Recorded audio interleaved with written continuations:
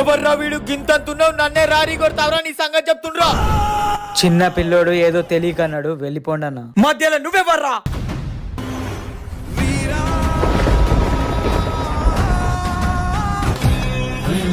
కల్పన ready అయినవా?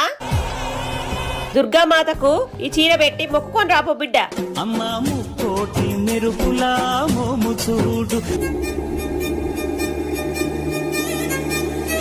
అన్నా అక్కి అన్న వాళ్ళ చెల్లబోతానన్నా. కరెక్ట్ టైం కి దొరికిందిరా ఇది. ఇప్పుడు దీన్ని ఏం చేస్తానో చూడు. ఈ చీరి ఇయ్యవే,